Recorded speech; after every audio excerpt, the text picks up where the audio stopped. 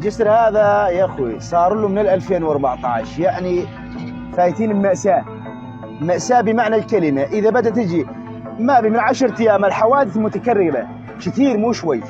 إذا بدك يعني صارت الناس قامت تمشي 40 كيلومتر ليه قدام تتخطى عنها الجسر.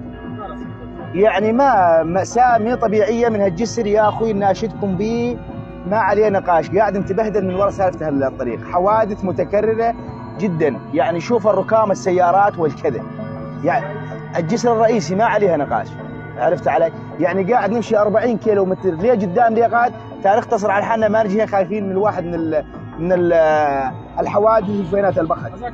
أي الجسر عرضه ما معروف قدامك، الجسر 3 امتار يا اخوي، الجسر 3 امتار، 3 امتار ما يعدي سيارتين. اذا يجي مطور بدك توقف. ووضعنا بشتاء لا تسولف، وضعنا بشتاء نقطع لحالنا ما نجي يعني نحاول نقضي امورنا، بس 47 يعني عندنا عمل بالحداديه ما نقدر نجي من وراء الجسر. تصير حوادث متكرره جدا يعني من ناحيه الامور هاي، والله مأساوي جدا. يعني ناشدكم بي يا اخوي زبطونا اياه، والله تبهدلنا ترى.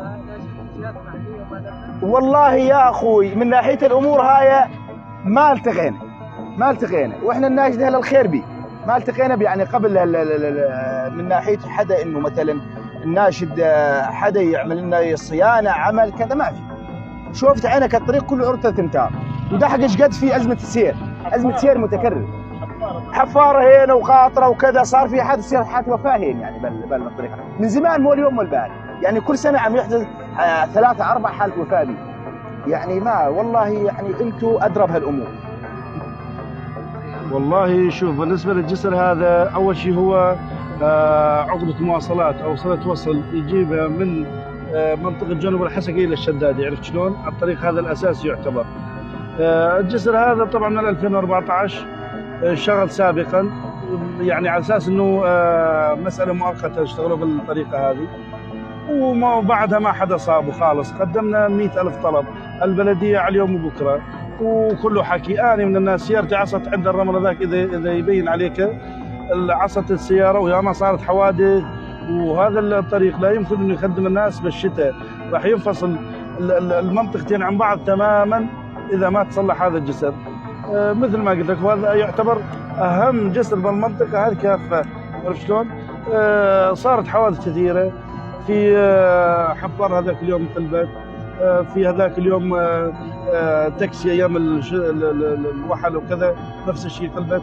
بالنسبه لي انا سيارتي عصت هذا بالرمل هذا، عرفت شلون؟ كان مكسرات الكوبريات، لفينا على اساس ننزل لانه طريق شوي مقبول، عصت السياره بالرمل.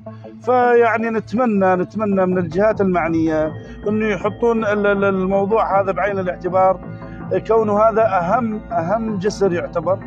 والحقيقه ما حدا اشتغل صراحه، لا البلديه ولا المجلس، كلياتنا قدمنا. وانا من الناس رحيت كوني متضرر وهذا بيتي يعتبر هنا وطريقنا اساسي هذا. قدمنا وسالنا وحاولنا وطالبنا، كله مجرد وعود وابر تخدير فقط لا غير، كله مجرد ابر تخدير. ان شاء الله وبكره وكله على الحكي هذا.